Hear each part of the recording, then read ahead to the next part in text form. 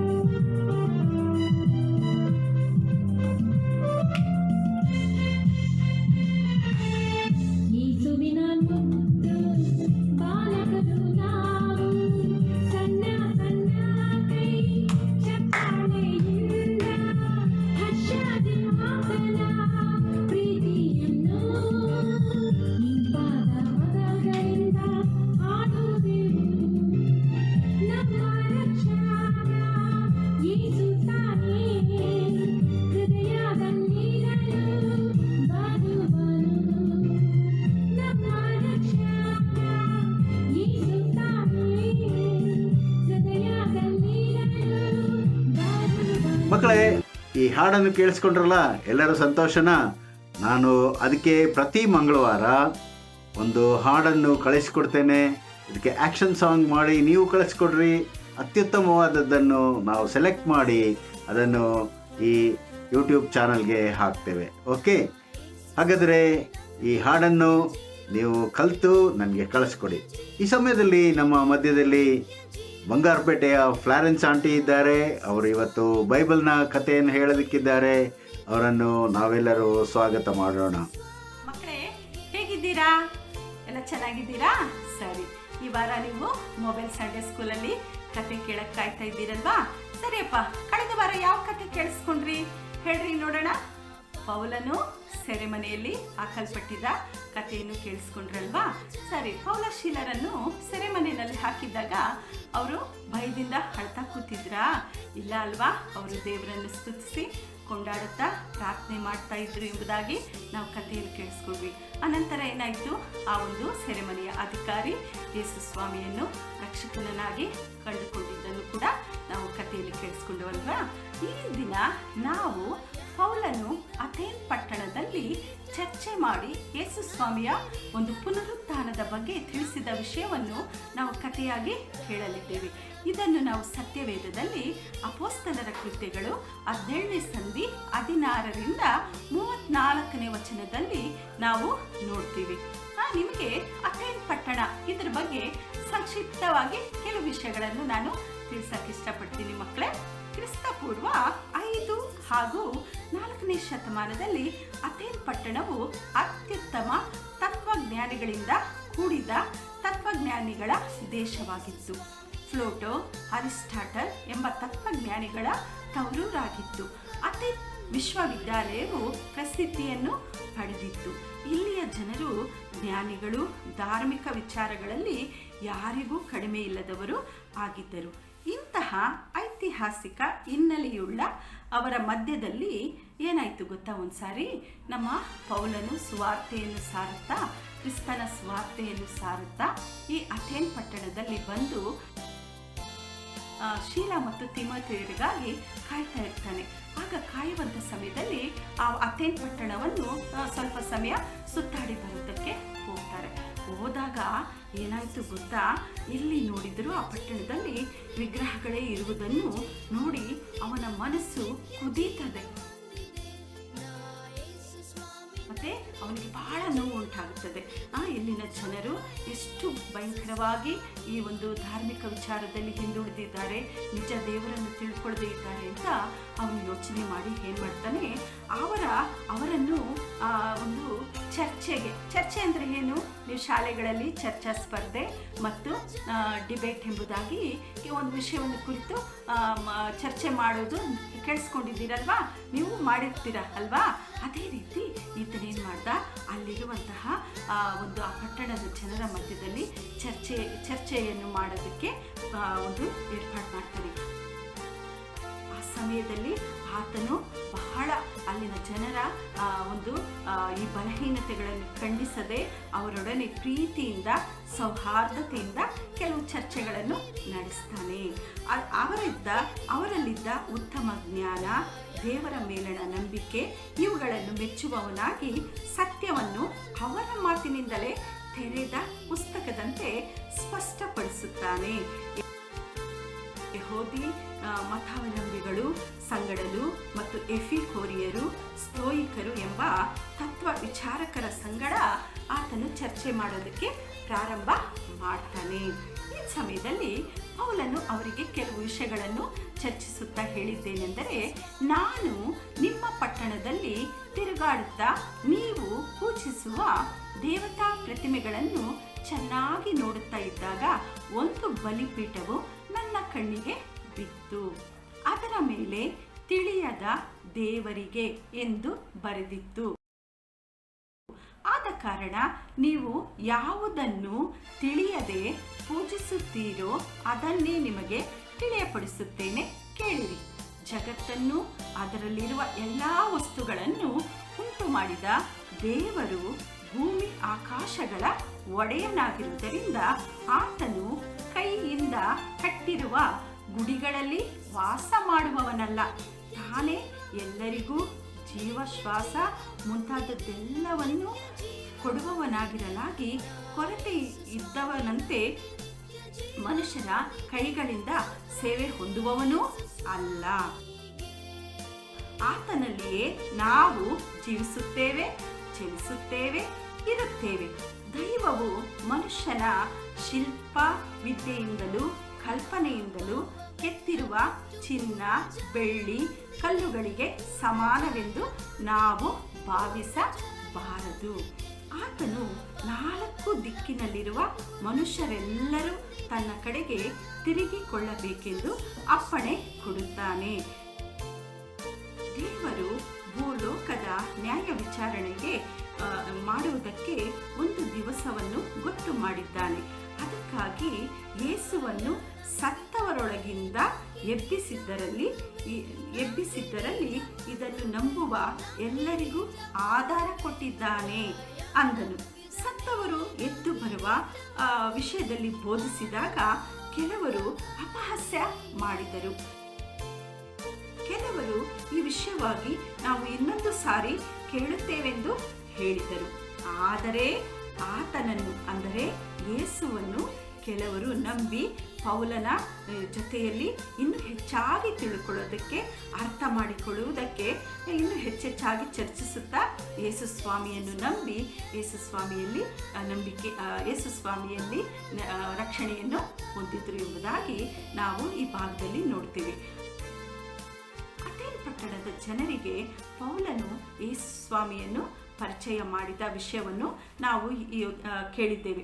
ಹೌದು ಮಕ್ಕಳೇ, ನಮ್ಮ ಭಾರತ ದೇಶದಲ್ಲಿ ಇನ್ನೂ ಅನೇಕರು ಯೇಸುಸ್ವಾಮಿ ಬಗ್ಗೆ ತಿಳ್ಕೊಂಡಿಲ್ಲ. ಇಲ್ಲಿ ಕೂಡ ನಾವು ನೋಡ್ತಾ ಇದ್ದೀವಿ, ಅನೇಕರು ಇನ್ನೂ ಸತ್ಯ ದೇವರನ್ನು ತಿಳಿಯದೇ ಇರುವಂಥ ಜನರಿದ್ದಾರೆ. ಎಷ್ಟೋ ಸುವಾರ್ತೆ ಸಾರಲ್ಪಡ್ತಾ ಇದೆ. ನಾವು ನೋಡ್ತೀವಿ ಟಿವಿಗಳ ಮೂಲಕ, ಯೂಟ್ಯೂಬ್ಗಳ ಮೂಲಕ, ಮತ್ತು ಇನ್ನೂ ಅನೇಕ ಏನೇನು ಮೀಡಿಯಾಗಳಿದೆಯೋ ಅದ್ರ ಮೂಲಕ ದೇವರ ವಾಕ್ಯ ಹೆಚ್ಚೆಚ್ಚಾಗಿ ಸಾರಲ್ಪಡುತ್ತಿರುವುದು ಎಲ್ಲ ಭಾಷೆಗಳಲ್ಲಿ ನಾವು ಕೇಳಿಸ್ಕೊಳ್ತಾ ಇದ್ದೀವಿ. ಇದನ್ನೆಲ್ಲ ಜನರು ಕೇಳಿಸ್ಕೋಬೇಕಲ್ವಾ? ಇದನ್ನೆಲ್ಲ ಕೇಳಿ ಅದನ್ನು ಅರ್ಥ ಮಾಡಿಕೊಂಡು ನಂಬಬೇಕು. ಅಪಹಾಸ್ಯ ಮಾಡಬಾರ್ದು, ಮತ್ತು ವಾದ ವಿವಾದಗಳು, ಚರ್ಚೆಗಳು ಮಾಡದೆ ಅವರು ಸತ್ಯ ದೇವರನ್ನು, ನಿಜ ದೇವರನ್ನು ಅಂದರೆ ಯೇಸು ಸ್ವಾಮಿಯನ್ನು ನಂಬಿ ರಕ್ಷಣೆ ಹೊಂದಬೇಕು. ಅದಕ್ಕಾಗಿ ನಾವು ಹೋಗಿ ಸ್ವಾರ್ಥ ಸಾರಕ್ಕಾಗುತ್ತಾ? ಇವಾಗ ಸಾರೋದಕ್ಕೆ ಕಷ್ಟ ಇದೆ. ಆದರೆ ನಾವೊಂದು ಕೆಲಸ ಮಾಡ್ಬೋದಲ್ವಾ? ನಮ್ಮ ದೇಶದ ಜನರೆಲ್ಲರೂ ರಕ್ಷಣೆ ಹೊಂದೋದಕ್ಕೋಸ್ಕರ ಮತ್ತು ಈ ಒಂದು ವಾಕ್ಯಗಳು ಏನೇನು ಬಿತ್ತರಿಸಲ್ಪಡ್ತಾ ಇದೆಯಲ್ಲ, ಈ ವಾಕ್ಯಗಳನ್ನ ಕೇಳುವ ಹಾಗೆ ಮನಸ್ಸು ಕೊಡು ಸ್ವಾಮಿ. ನಮ್ಮ ಭಾರತ ದೇಶದ ಜನರು ಕೂಡ ನಿನ್ನನ್ನು ನಂಬುವಂತೆ ಮಾಡುವಂತ ನಾವೆಲ್ಲ ಪ್ರಾರ್ಥನೆ ಮಾಡ್ಬೋದಲ್ಲ ಮಕ್ಕಳೇ? ಆ ರೀತಿ ನಾವು ಮಾಡೋಣವಾ? ಎಲ್ಲ ಕಣ್ಮುಚ್ಚಿ ಪ್ರಾರ್ಥನೆ ಮಾಡೋಣ. ಪ್ರೀತಿಯುಳ್ಳ ಯೇಸು ಸ್ವಾಮಿ, ಹೌದು ಕರ್ತನೆ, ನಮ್ಮ ಭಾರತ ದೇಶಕ್ಕಾಗಿ ಈ ದಿನ ಪ್ರಾರ್ಥನೆ ಮಾಡ್ತಾ ಇದ್ದೀವಿ ಸ್ವಾಮಿ. ನಮ್ಮ ಭಾರತ ದೇಶದಲ್ಲಿ ರಕ್ಷಣೆ ಹೊಂದದೇ ಇರುವ ಎಷ್ಟೋ ಜನರಿದ್ದಾರಪ್ಪ. ಅವರೆಲ್ಲರೂ ರಕ್ಷಣೆ ಹೊಂದಬೇಕು ಸ್ವಾಮಿ. ಅವರೆಲ್ಲರೂ ನಿಜ ದೇವರನ್ನು, ಸತ್ಯ ದೇವರನ್ನು, ಜೀವಿಸುವ ದೇವರನ್ನು ಕಂಡುಕೊಳ್ಳಬೇಕು ಸ್ವಾಮಿ. ಯೇಸು ಸ್ವಾಮಿ, ನಿನ್ನ ಸುವಾರ್ತೆ ಅನೇಕ ರೀತಿಯಲ್ಲಿ ನಮ್ಮ ದೇಶದಲ್ಲಿ ಬಿತ್ತಲ್ಪಡ್ತಾ ಇದೆಪ್ಪ. ಅದನ್ನು ಕಂಡುಕೊಳ್ಳುವಂತೆ ನಿನ್ನ ಸಹಾಯ ನೀಡು ರಾಜ. ಆ ರೀತಿ ನೀನು ಮಾಡುವುದಕ್ಕಾಗಿ ಸ್ತೋತ್ರ. ಯೇಸು ಸ್ವಾಮಿಯ ಹೆಸರಿನಲ್ಲಿ ಬೇಡಿದ್ದೇನೆ ಸ್ವಾಮಿ. Amen, amen. Okay, thank you. ಮಕ್ಕಳೇ, ನೀವೆಲ್ಲರೂ ಬೈಬಲ್ ಕತೆ ಕೇಳಿದ್ರಲ್ಲ? ಹೌದು, ನೀವು ಪೌಲನಂತೆ ಸಾಕ್ಷಿಯ ಜೀವಿತವನ್ನು ಮಾಡುವವರಾಗಿರಬೇಕು, ಸುವಾರ್ತೆ ಸಾರುವಂಥ ಮಕ್ಕಳಾಗಿರಬೇಕು, ಮತ್ತು ಎಂಥ ಕಠಿಣ ಪರಿಸ್ಥಿತಿಯಲ್ಲಿ ಆದರೂ ಸಹ ನೀವು ಜಯಿಸುವಂಥ ಮಕ್ಕಳಾಗಿರಬೇಕು. ಹಾಗಾಗುವಂತೆ ದೇವರು ನಿಮ್ಮನ್ನು ಆಶೀರ್ವಾದ ಮಾಡಲಿ ಅಂತ ಹೇಳಿ ಬೇಡಿಕೊಳ್ತೇನೆ. ಮಕ್ಕಳೇ, ನಾವು ಕಳೆದ ವಾರದಲ್ಲಿ ನಾವು ರಮಾಬಾಯಿಯ ಕಥೆಯನ್ನು ಕೇಳಿದ್ವಿ ಅಲ್ವಾ? ರಮಾಬಾಯಿ ಬೇರೆ ಗ್ರಂಥಗಳನ್ನು ಪಠಣ ಮಾಡುವುದರಲ್ಲಿ ಪ್ರವೀಣಳಾಗಿದ್ದರಿಂದ ಆಕೆಗೆ ಪಂಡಿತ ರಮಾಬಾಯಿ ಅಂತ ಹೆಸರು ಸಿಕ್ತು ಅಲ್ವಾ? ಅದೇ ರೀತಿಯಲ್ಲಿ ನೀವು ಸಹ ಡಾಕ್ಟರ್ ಆದರೆ, ಇಂಜಿನಿಯರ್ ಆದರೆ ನಿಮ್ಗೇನಂತ ಕರೀತಾರೆ? ಡಾಕ್ಟರ್ ಅಂತ ಕರೀತಾರೆ. ಇಂಜಿನಿಯರ್ ಆದರೆ ಅವರು ಇಂಜಿನಿಯರ್ ಅಂತ ಹೇಳಿ ಕರೀತಾರೆ ಅಲ್ವಾ? ಅದೇ ರೀತಿಯಲ್ಲಿ ಒಳ್ಳೆ ನೀವು ಮಾಸ್ಟರ್ ಆದರೆ, ಲೆಕ್ಚರರ್ ಆದರೆ ಮಾಸ್ಟರ್ ಅಂತ ಕರೀತಾರೆ, ಲೆಕ್ಚರರ್ ಅಂತ ಕರೀತಾರೆ. ಹಾಗೆ ಒಂದು ಉನ್ನತವಾದ ಹುದ್ದೆಯಲ್ಲಿ ಮಕ್ಕಳೇ ನೀವು ಬೆಳೆದು ಬರಬೇಕು. ಅದಕ್ಕೋಸ್ಕರ ಬೈಬಲ್ ವಾಕ್ಯ ಏನು ಹೇಳ್ತದೆ? ನೀವು ದೇವರ ರಾಜ್ಯಕ್ಕಾಗಿಯೂ ನೀತಿಗಾಗಿಯೂ ತವಕಪಡ್ರಿ, ಅವುಗಳ ಮೂಲಕ ನಿಮಗೆ ಎಲ್ಲವೂ ದೊರೆಯುತ್ತದೆ ಅಂತ ಹೇಳಿ. ಹಾಗಾದರೆ ನೀವು ದೇವರ ರಾಜ್ಯಕ್ಕಾಗಿ, ದೇವರ ವಾಕ್ಯಕ್ಕಾಗಿ ತವಕಪಡುವವರಾಗಿರ್ರಿ. ಹಾಗೆ ಈ ರಮಾಬಾಯಿನೂ ಸಹ ಆಕೆ ದೇವರ ರಾಜ್ಯಕ್ಕಾಗಿ ಮತ್ತು ನೀತಿಗಾಗಿ ತವಕಪಡುವಾಗ ಆಕೆ ಉನ್ನತವಾಗಿ ಬೆಳೆದು ಬಂದಳು ಅಂತ ಹೇಳಿ ನಾವು ನೋಡ್ತೇವೆ. ಮಕ್ಕಳೇ, ನೀವು ಸಹ ರಮಾಬಾಯಿ ಥರ, ಪಂಡಿತ ರಮಾಬಾಯಿ ಥರ ನಿಮ್ಮ ಜೀವಿತವನ್ನು ನೀವು ಯೇಸು ಸ್ವಾಮಿಗೆ ಕೊಡೋದಕ್ಕೆ ಸಿದ್ಧರಿದ್ದೀರಾ? ಈ ಮುಂದಿನ ಕಥೆಯಲ್ಲಿ ನಾವು ಹೇಗೆ ಆಕೆ ಸೇವೆಯನ್ನು ಪ್ರಾರಂಭಿಸಿದ್ಲು, ಹಾಗೆ ಹೇಗೆ ಆಕೆ ಜಯದ ಜೀವಿತವನ್ನು ಜೀವಿಸಿದ್ಲು ಅಂತ ಹೇಳಿ ನೋಡೋದಕ್ಕೆ ಹೋಗ್ತೇವೆ. ಆಕೆ ಮಾಡಿದಂಥ ಒಂದೊಂದು ವಿಷಯ ಏನಂತ ಹೇಳಿದ್ರೆ, ಮೊದಲನೇದಾಗಿ ಯೇಸು ಸ್ವಾಮಿಯ ವಾಕ್ಯವನ್ನು ಓದಿದ್ಲು, ಆನಂತರ ಯೇಸು ಸ್ವಾಮಿಯನ್ನು ಸ್ವೀಕರಿಸಿದ್ಲು, ಆನಂತರ ಆಕೆ ಬೇರೆ ವಿದೇಶಕ್ಕೆ ಹೋಗಿ ಅಲ್ಲಿ ತರಬೇತಿಯನ್ನು ಹೊಂದಿ ಮತ್ತು ಭಾರತದ ಇಲ್ಲಿನ ಪರಿಸ್ಥಿತಿಯನ್ನು ಹೇಳಿ ಆಕೆ ಏನು ಮಾಡ್ತಾಳಂತ ಹೇಳಿದ್ರೆ, ಅಲ್ಲಿಂದ ಸಹಾಯ ತಂದು ಇಲ್ಲಿ ಆಕೆ ಆಶ್ರಮವನ್ನು ಬಡ ಮಕ್ಕಳಿಗಾಗಿ ಪ್ರಾರಂಭ ಮಾಡಿ, ಬಡ ವಿಧವೆಯರಿಗಾಗಿ ಪ್ರಾರಂಭ ಮಾಡಿ ಯೇಸು ಸ್ವಾಮಿಯನ್ನು ಮಹಿಮೆಪಡಿಸಬೇಕಂತ ಅವರೆಲ್ಲರನ್ನು ತನ್ನ ಹಸ್ತಪಾಲನೆಯಲ್ಲಿ ನಡೆಸೋದಕ್ಕೆ ಪ್ರಾರಂಭ ಮಾಡಿದ್ಲು. ಹಾಗೆ ನಾವು ಹೇಗೆ ಮುಂದುವರಿತಾ ಸೇವೆಯನ್ನು ಮಾಡಿದ್ದಲ್ಲ ಅಂತ ಹೇಳಿ ನಾವು ಮುಂದಿನ ಭಾಗದಲ್ಲಿ ನಾವು ನೋಡೋಣ. ರಮಾಬಾಯಿಯವರು ತನ್ನ ಮಗಳಾದಂಥ ಮನೋರಮಳೊಂದಿಗೆ ಪೂನಾಕ್ಕೆ ಬಂದು ವಾಸ ಮಾಡ್ತಾರೆ. ರಮಾಬಾಯಿ ಬಡ ಮಕ್ಕಳಿಗಾಗಿ ಮತ್ತು ಬಾಲ ವಿಧವೆಯರಿಗಾಗಿ ಆಶ್ರಮವನ್ನು ಸ್ಥಾಪಿಸ್ತಾರೆ. ದೇಶದಾದ್ಯಂತ ಬರಗಾಲ ಇದ್ದುದರಿಂದ ಎಲ್ಲೆಂದರಲ್ಲಿ ಮಕ್ಕಳು, ಕುಟುಂಬಗಳು ಹಸಿವಿನಿಂದ ಬಿದ್ದಿರ್ತಾ ಇರ್ತಾರೆ. ಆ ಸಮಯದಲ್ಲಿ ಈ ಆಶ್ರಮಕ್ಕೆ ಹೆಚ್ಚೆಚ್ಚಾಗಿ ಮಕ್ಕಳು ಬಂದಿದ್ದರಿಂದ ಅವರೆಲ್ಲರನ್ನು ಸೇರಿಸಿಕೊಂಡು ಅವರಿಗೆ ಆಹಾರವನ್ನು ಕೊಡುತ್ತಾರೆ. ಯಾಕೆಂದರೆ ದೇವರು ಒದಗಿಸುವ ದೇವರೆಂಬುದಾಗಿ ಅವರಿಗೆ ತಿಳಿದಿತ್ತು. ದೇವರು ತನ್ನ ಮಕ್ಕಳ ಕೊರತೆಗಳನ್ನು ತನ್ನ ಪ್ರಭಾವದ ಐಶ್ವರ್ಯಕ್ಕೆ ತಕ್ಕ ಹಾಗೆ ಒದಗಿಸ್ತಾನೆಂತ ಹೇಳಿ ತಿಳಿದಿತ್ತು. ಹೀಗೆ ಅವರು ಮಹಾರಾಷ್ಟ್ರದ ಪುಣೆಯ ಬಳಿಯಲ್ಲಿರುವಂಥ ಖೇಡ್ಗಾಂವ್ ಎಂಬ ಗ್ರಾಮದಲ್ಲಿ 50 ಎಕರೆ ಜಮೀನನ್ನು ಪಡೆದು ಅಲ್ಲಿ ಆಶ್ರಮವನ್ನು ಸ್ಥಾಪಿಸಿ ಅಲ್ಲಿ ಮುಕ್ತಿ ಮನೆ ಎಂಬುದಾಗಿ ಹೆಸರಿಡ್ತಾರೆ. ಹೀಗೆ ಆ ಒಂದು ಆಶ್ರಮದ ಎಲ್ಲ ಮನೆಗಳು ಗುಡಿಸಲಾಗಿದ್ದು, ಒಮ್ಮೆ ಆ ಗುಡಿಸಲುಗಳಿಗೆ ಬೆಂಕಿ ಬಿದ್ದು ಅನೇಕ ಗುಡಿಸಲುಗಳು ಸುಟ್ಟು ಹೋಗ್ತವೆ. ಆಗ ರಮಾಬಾಯಿಯವರು ಬಹಳವಾಗಿ ಪ್ರಾರ್ಥನೆ ಮಾಡುವಾಗ ಅನೇಕರು ಸಹಾಯ ಮಾಡಿ ಅಲ್ಲಿ ಒಂದು ಕಲ್ಲಿನ ಕಟ್ಟಡ ಸಿದ್ಧವಾಗ್ತದೆ. ಹೀಗೆ ಅವರು ಬೇರೆ ಒಂದು ಊರಿನಿಂದ ಕೆಲವು ಮಕ್ಕಳನ್ನು ಕರ್ಕೊಂಡು ಬರಬೇಕಂತ ಹೇಳಿ ರೈಲ್ವೆ ಸ್ಟೇಷನಲ್ಲಿ ಒಂದು ದಿನ ಕುಳಿತಿರ್ತಾರೆ. ಅವರಿಗೆ ಹೋಗುವಂಥ ಒಂದು ಟ್ರೈನನ್ನು ನೀನು ಹತ್ತಬೇಡ ಎಂಬುದಾಗಿ ದೇವರಾತ್ಮನ ಪ್ರೇರೇಪಣೆ ಆಗ್ತದೆ. ಹಾಗೆ ಅವರು 2ನೇ ಟ್ರೈನ್ಗಾಗಿ ಕಾಯ್ತಾ ಕುಳಿತಿರುವಾಗ 2ನೇ ಟ್ರೈನ್ ಬರ್ತದೆ. ಆಗ ಒಂದು ಆಶ್ಚರ್ಯ ಅವರಿಗೆ ಕಾದಿರ್ತದೆ. ಏನಂತ ಹೇಳಿದ್ರೆ, ಒಬ್ಬ ಮಿಷನರಿ ಸ್ತ್ರೀ ರೈಲಿನಲ್ಲಿ ಪ್ರಯಾಣ ಮಾಡುವವರು ರಮಾಬಾಯಿಯನ್ನು ಕಂಡು ಓಡಿ ಬಂದು, ನಿನಗೆ ನಾನು ಹಣ ಕೊಡಬೇಕೆಂದಿದ್ದೆ ರಮಾಬಾಯಿ ಅಂತ ಹೇಳಿ ತುಂಬ ಹಣ ಕೊಟ್ಟು ಹೊರಟು ಹೋಗ್ತಾರೆ. ರಮಾಬಾಯಿಗೆ ಅರ್ಥ ಆಗ್ತದೆ, ದೇವರು ನನ್ನ ಕೈ ಬಿಡೋದಿಲ್ಲ ಅಂತ ಹೇಳಿ ಇನ್ನೂ ಅನೇಕರನ್ನು ಆಶ್ರಮಕ್ಕೆ ಸೇರಿಸಿಕೊಂಡು ಅವರು ಆರೈಕೆ ಮಾಡ್ತಾರೆ. ಹೀಗೆ ಬರಗಾಲ ಬಂದಿದ್ದರಿಂದ ಏನಾಗ್ತದೆ ಅಂತ ಹೇಳಿದ್ರೆ, ಆ ಪ್ರದೇಶದಲ್ಲಿ ಸುಮಾರು 12 ಬಾವಿಗಳನ್ನು ನೀರಿಗಾಗಿ ತೋಡಿಸ್ತಾರೆ. ಎಲ್ಲ ಬಾವಿಗಳಲ್ಲಿ ನೀರು ಬಂದರೂ ಒಂದು ಬಾವಿಯಲ್ಲಿ ನೀರು ಬರೋದೇ ಇಲ್ಲ. ಆಗ ರಾತ್ರಿ ಎಲ್ಲ ರಮಾಬಾಯಿ ಪ್ರಾರ್ಥನೆ ಮಾಡ್ತಾಳೆ, ಇಷ್ಟೊಂದು ಹಣ ಖರ್ಚು ಮಾಡಿದ್ದೇವೆ, ದೇವರೇ ನೀನು ನೀರು ಬರುವಂತೆ ಮಾಡು ಅಂತ ಹೇಳಿ. ಮರುದಿನ ಬೆಳಗ್ಗೆ ಕೆಲಸದವರು ಹೋಗಿ ನೋಡಿದವರು ಓಡಿ ಬಂದು ರಮಾಬಾಯಿಗೆ ಹೇಳ್ತಾರೆ, ಅಮ್ಮ ಬಾವಿಯಲ್ಲಿ ನೀರಿರಲಿಲ್ಲಲ್ಲ, ಅದರಲ್ಲಿ ತುಂಬ ನೀರು ಬಂದಿದೆ ಅಂತ ಹೇಳುವಾಗ ದೇವರು ಹೇಗೆ ಉತ್ತರ ಕೊಡ್ತಾನೆ ಅಂತ ಹೇಳಿ ರಮಾಬಾಯಿ ಅವರಿಗೆ ಅರ್ಥ ಆಗ್ತದೆ. ಮಕ್ಕಳೇ, ಅದೇ ರೀತಿಯಲ್ಲಿ ರಮಾಬಾಯಿ ತಮ್ಮ ಆಶ್ರಮ ಪವಿತ್ರ ಆತ್ಮನಿಂದ ತುಂಬಿಸಲ್ಪಡಬೇಕಂತ ಹೇಳಿ ಬೇಡಿಕೊಳ್ಳುವಾಗ ಒಂದು ದಿನ ಏನಾಗ್ತದೆ ಅಂತ ಹೇಳಿದ್ರೆ, ಒಬ್ಬ ಜ್ಯೋತಿ ಎಂಬ ಹುಡುಗಿಗೆ ಬೆಂಕಿ ಹತ್ತಿದಂತೆ ಕಾಣ್ತದೆ. ಎಲ್ಲ ಮಕ್ಕಳು ಅಯ್ಯೋ ಬೆಂಕಿ ಅಂತ ಹೇಳಿ ಓಡಿ ಬರುವಾಗ ನೋಡ್ತಾರೆ, ಆ ಹುಡುಗಿಗೆ ಬೆಂಕಿ ಹತ್ತಿದಂತೆ ಕಾಣ್ತಿದೆ, ಆದರೆ ಆಕೆಯ ಬಟ್ಟೆ ಆಗಲಿ ಸುಟ್ಟು ಹೋಗ್ತಿಲ್ಲ. ಹೀಗೆ ಅವರಿಗೆ ಅರ್ಥ ಆಗ್ತದೆ, ಇದು ಪವಿತ್ರಾತ್ಮನಿಂದ ಬೆಂಕಿ ಉಂಟಾಗಿ ಅದು ಜ್ವಲಿಸುತ್ತಲಿದೆ ಅಂತ ಹೇಳಿ ಎಲ್ಲರೂ ಕೂಡಿ ಬಂದು ಪ್ರಾರ್ಥನೆ ಮಾಡಿ ಏನು ಮಾಡ್ತಾರೆ ಅಂತ ಹೇಳಿದ್ರೆ, ದೇವರಿಗೆ ಸ್ತೋತ್ರ ಹೇಳ್ತಾರೆ. ಹೀಗೆ ಆಶ್ರಮದಲ್ಲಿ ಸುಮಾರು 2,000 ಜನ ತುಂಬಿಸಲ್ಪಡ್ತಾರೆ. ಹೀಗೆ ಅಲ್ಲಿರುವಂಥ ಹೆಣ್ಣು ಮಕ್ಕಳು ದೇವರ ವಾಕ್ಯವನ್ನು ಹಂಚುವುದಕ್ಕಾಗಿ ಎತ್ತಿನ ಗಾಡಿಗಳಲ್ಲಿ ಸಮೀಪವಿರುವ ಹಳ್ಳಿಗಳಿಗೆ ಹೋಗಿ ಸುವಾರ್ತೆಯನ್ನು ಸಾರುವುದಕ್ಕೆ ಪ್ರಾರಂಭಿಸುತ್ತಾರೆ. ಈ ಮೂಲಕ ಸಾವಿರಾರು ಜನರು ಯೇಸು ಕ್ರಿಸ್ತನನ್ನು ಕಂಡುಕೊಳ್ಳುತ್ತಾರೆ. ರಮಾಬಾಯಿಯವರು ಬೈಬಲ್ ಟ್ರಾನ್ಸ್ಲೇಷನ್ ಮಾಡುವುದಕ್ಕೆ ಕೈ ಹಾಕುತ್ತಾರೆ. ಇಂಗ್ಲಿಷಿನಿಂದ ಮರಾಠಿ ಭಾಷೆಗೆ ಭಾಷಾಂತರ ಮಾಡುವುದರೊಂದಿಗೆ ಅವರು ಆಶ್ರಮದಲ್ಲಿ ಅಡಿಗೆ, ತೋಟಗಾರಿಕೆ, ಹಾಲು ಉತ್ಪಾದನೆ, ಬಟ್ಟೆ ಹೊಲಿಯೋದು, ಪ್ರಿಂಟಿಂಗ್ ಎಲ್ಲ ಕಾರ್ಯಗಳು ನಡೀತಾ ಬರ್ತವೆ. ಈ ಮಧ್ಯೆ ರಮಾಬಾಯಿಯವರ ಮಗಳಾದಂಥ ಮನೋರಮಾ ಹಾಗೂ ಅವರಿಗೆ ಆಪ್ತ ಸಹಾಯಕನಾಗಿದ್ದ ಒಬ್ಬ ವ್ಯಕ್ತಿ ಕಾಯಿಲೆ ಬಂದು ತೀರಿ ಹೋಗುತ್ತಾರೆ.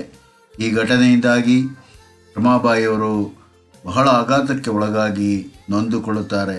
ಆದರೆ ಮರಾಠಿ ಭಾಷೆಯ ಮುಗಿಯುವವರೆಗೂ ಅವರು ಜೀವಂತವಾಗಿದ್ದು ಆ ಕೆಲಸವನ್ನು ಮುಗಿಸಿದ ನಂತರ ಕರ್ತನ ಸನ್ನಿಧಿಗೆ 64ನೇ ವಯಸ್ಸಿನಲ್ಲಿ ಸೇರುತ್ತಾರೆ. ಪ್ರಿಯ ಮಕ್ಕಳೇ, ನೀನು ಯೇಸುವನ್ನು ಹಿಂಬಾಲಿಸುವಿಯಾ? ರಮಾಬಾಯಿಯಂತೆ ಮಕ್ಕಳಿಗಾಗಿ ಸೇವೆ ಮಾಡಲು ಬಯಸುತ್ತೀಯಾ? ನಿನ್ನ ತ್ಯಾಗದ ಜೀವಿತದೊಂದಿಗೆ ಯೇಸುವಿನೊಂದಿಗೆ ಬಾ. ರಮಾಬಾಯಿ ಪ್ರಾರಂಭಿಸಿದಂಥ ಮುಕ್ತಿ ಮಿಷನ್ ಸಂಸ್ಥೆ ಭಾರತದಾದ್ಯಂತ ಅನೇಕ ಸಾವಿರ ಜನ ಮಕ್ಕಳಿಗೆ ಅದು ಆಶ್ರಯ ಆಗ್ತದೆ. ಆ ಮೂಲಕ ಅನೇಕ ಮಕ್ಕಳು ತಮ್ಮ ಜೀವಿತವನ್ನು ಕಂಡುಕೊಂಡು ವಿದ್ಯಾಭ್ಯಾಸವನ್ನು ಮಾಡ್ತಾರೆ. ಹೀಗೆ ಈ ಒಂದು ಸೇವೆಯನ್ನು ಮಾಡಿದಂಥ ರಮಾಬಾಯಿ ಇಂದು ಭಾರತದಲ್ಲಿ ಅತ್ಯಂತ ಶ್ರೇಷ್ಠಳಾದ ಸೇವೆಯ ಒಬ್ಬ ಮಹಿಳೆಯಾಗಿ ಕಂಡು ಬಂದಿದ್ದಾಳೆ. ಹೀಗೆ ನಿಮ್ಮ ಜೀವಿತದಲ್ಲಿಯೂ ಮಕ್ಕಳೇ ಈ ರಮಾಬಾಯಿ ಒಂದು ಆದರ್ಶ ವ್ಯಕ್ತಿಯಾಗಿದ್ದು ಆಕೆ ಮಾಡಿದಂಥ ಸೇವೆಯನ್ನು ನೀವು ಸಹ ಮಾಡೋದಕ್ಕೆ ಪ್ರಯತ್ನಿಸಿರಿ. ದೇವರು ನಿಮ್ಮನ್ನು ಆಶೀರ್ವದಿಸಲಿ. ಆಮೇನ್. ಮಕ್ಕಳೇ, ನೀವು ರಮಾಬಾಯಿಯ ಕಥೆಯನ್ನು ಸಂಪೂರ್ಣವಾಗಿ ಕೇಳಿದಿರಲ್ವಾ? ಹಾಗಾದರೆ ನೀವು ಸಹ ರಮಾಬಾಯಿ ರೀತಿಯಲ್ಲಿ ಯೇಸು ಸ್ವಾಮಿಯನ್ನು ಹಿಂಬಾಲಿಸೋದಕ್ಕೆ ಮುಂದೆ ಬರ್ತೀರಾ? ಆಕೆ ಮಾಡಿದಂಥ ಸೇವೆಯನ್ನು ಮಾಡೋದಕ್ಕೆ ಇಷ್ಟಪಡ್ತೀರಾ? ಹಾಗಾದರೆ ನೀವು ಈ ದಿನವೇ ನಿಮ್ಮ ಪ್ರಾರ್ಥನೆಯಲ್ಲಿ ಯೇಸು ಸ್ವಾಮಿಗೆ ಹೇಳಿ, ನಾನು ಸಹ ರಮಾಬಾಯಿ ಥರ ನಾನು ಸೇವೆ ಮಾಡಬೇಕು ಸ್ವಾಮಿ, ನಾನು ನಿಮ್ಮನ್ನು ಹಿಂಬಾಲಿಸಬೇಕು ಸ್ವಾಮಿ, ನಾನು ನಿಮ್ಮನ್ನು ಮಹಿಮೆ ಪಡಿಸಬೇಕು ಸ್ವಾಮಿ ಅಂತ ಹೇಳಿ ಕೇಳ್ಕೊಳ್ರಿ. ಆಗ ದೇವರು ನಿಮ್ಮನ್ನು ಆಶೀರ್ವದಿಸಿ ನಿಮ್ಮನ್ನು ತನ್ನ ಸೇವೆಯಲ್ಲಿ ಉಪಯೋಗಿಸಿಕೊಳ್ತಾನೆ. ಮಕ್ಕಳೇ, ಈ ರೀತಿಯಾಗಿ ಬಡ ಮಕ್ಕಳಿಗೆ ಸೇವೆ ಮಾಡುವಂಥ ಒಂದು ಮುಕ್ತಿ ಮಿಷನ್ ಎಂಬ ಪುಣೆಯಲ್ಲಿರುವಂಥ ಮುಕ್ತಿ ಮಿಷನ್ನನ್ನು ನೀವು ಜೀವಮಾನದಲ್ಲಿ ಒಂದು ಸಾರಿ ಆದರೂ ಹೋಗಿ ನೋಡ್ರಿ. ನನಗೂ ಬಹಳ ಆಸೆ ಇದೆ ಹೋಗಿ ನೋಡಬೇಕಂತ ಹೇಳಿ. ಅದೇ ರೀತಿಯಲ್ಲಿ ನೀವು ಒಂದು ವೇಳೆ ಅಲ್ಲಿಗೆ ಹೋಗೋಕ್ಕಾಗದೇ ಇದ್ದರೂ ಸಹ ಬಡ ಮಕ್ಕಳ ಆಶ್ರಮದಲ್ಲಿ ಹೋಗಿ ಅಲ್ಲಿ ಹೇಗೆ ಸೇವೆ ಮಾಡ್ತಾ ಇದ್ದಾರೆ ಅಂತ ಹೇಳಿ ನೋಡ್ರಿ. ನೀವು ದೊಡ್ಡವರಾದ ಮೇಲೆ ಅಂಥ ಬಡ ಮಕ್ಕಳಿಗಾಗಿ ನಡೆಯುವಂಥ ಸೇವೆಗಾಗಿ ಉದಾರವಾಗಿ ಹಣ ಸಹಾಯ ಮಾಡುವವರಾಗಿರ್ರಿ. ಆಗ ದೇವರು ನಿಮ್ಮನ್ನು ಆಶೀರ್ವದಿಸ್ತಾನೆ, ನಿಮ್ಮನ್ನು ತನ್ನ ಸೇವೆಯಲ್ಲಿ ಉಪಯೋಗಿಸಿಕೊಳ್ತಾನೆ. ಮಕ್ಕಳೇ, ಪ್ರಾರ್ಥನೆ ಮಾಡೋಣ. ಪ್ರೀತಿಯುಳ್ಳ ನಮ್ಮ ತಂದೆಯ ದೇವರೇ,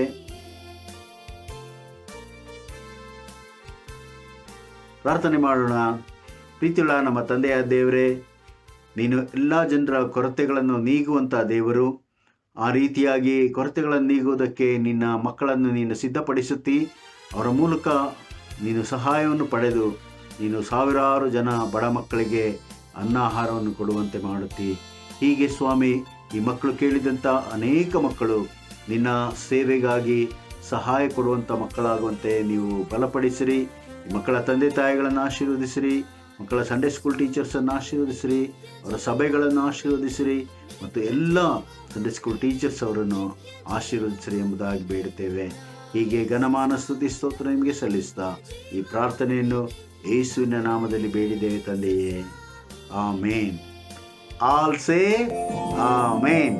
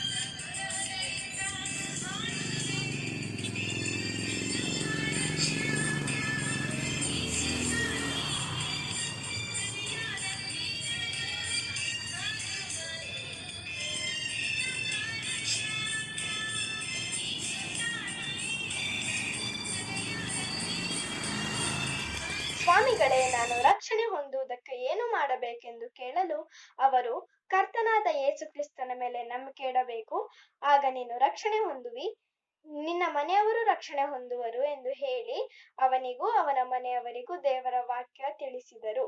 ಅಪೊಸ್ತಲರ ಕೃತ್ಯಗಳು 16ನೇ ಅಧ್ಯಾಯ ವಚನ 30-31. ಆಮೇನ್. ಸ್ವಾಮಿಗಳೇ, ನಾನು ರಕ್ಷಣೆ ಹೊಂದುವುದಕ್ಕೆ ಏನು ಮಾಡಬೇಕು ಕೇಳಲು ಅವರು, ಕರ್ತನಾದ ಯೇಸುವಿನ ಮೇಲೆ ನಂಬಿಕೆ ಇಡು, ಆಗ ನೀನು ರಕ್ಷಣೆ ಹೊಂದುವಿ, ನಿನ್ನ ಮನೆಯವರು ರಕ್ಷಣೆ ಹೊಂದುವರು ಎಂದು ಹೇಳಿದರು.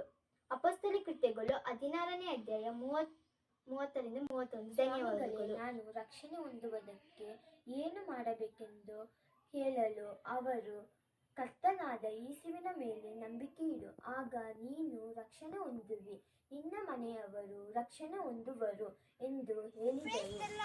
ಸಂಡೇ ಸ್ಕೂಲಿನ ಬಾಯ್ಪಾಠ ವಚನ. ಅಪೊಸ್ತಲ ಕೃತ್ಯಗಳು 16ನೇ ಅಧ್ಯಾಯ ವಚನ 30-31.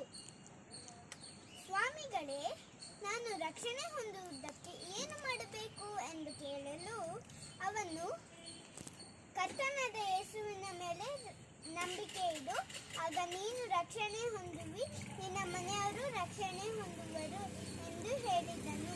Thank you. ಸ್ವಾಮಿಗಳೇ, ನಾನು ರಕ್ಷಣೆ ಹೊಂದುವುದಕ್ಕೆ ಏನು ಮಾಡಬೇಕೆಂದು ಕೇಳಲು ಅವರು, ಕರ್ತನಾದ ಯೇಸುವಿನ ಮೇಲೆ ನಂಬಿಕೆ ಇಡು, ಆಗ ನೀನು ರಕ್ಷಣೆ ಹೊಂದುವಿ, ನಿನ್ನ ಮನೆಯವರು ರಕ್ಷಣೆ ಹೊಂದುವರು ಎಂದು ಹೇಳಿ ಅವನಿಗೂ ಅವನ ಮನೆಯಲ್ಲಿದ್ದವರೆಲ್ಲರಿಗೂ ದೇವರ ವಾಕ್ಯವನ್ನು ತಿಳಿಸಿದರು. ಸಂಡೇ ಸ್ಕೂಲಿನ ಬಾಯ್ಪಾಠ ವಚನ.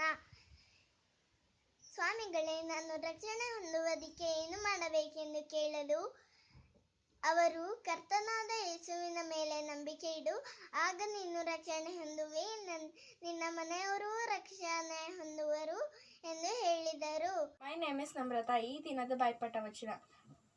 ಸ್ವಾಮಿಗಳೇ, ನಾನು ರಕ್ಷಣೆ ಹೊಂದುವುದಕ್ಕೆ ಏನು ಮಾಡಬೇಕೆಂದು ಕೇಳಲು ಅವರು, ಕರ್ತನಾದ ಯೇಸುವಿನ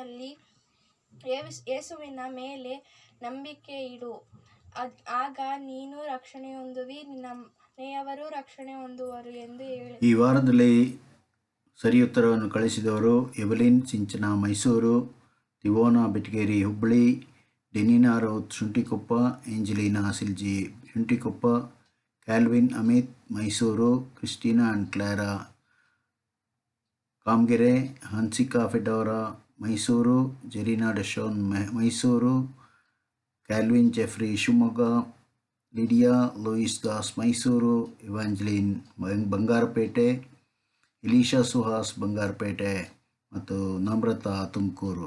ನಿಮ್ಮೆಲ್ಲರಿಗೂ ಶುಭಾಶಯಗಳು. ಮತ್ತು ಮುಂದಿನ ವಾರ ಸಹ ನೀವು ಉತ್ತರಗಳನ್ನು ಕಳಿಸೋದಕ್ಕೆ ಮರಿಬೇಡ್ರಿ. ಮಕ್ಕಳೇ, ದೇವರು ನಿಮ್ಮನ್ನು ಹೆಚ್ಚಾದ ರೀತಿಯಲ್ಲಿ ಆಶೀರ್ವದಿಸಲಿ. ಬಾಯ್.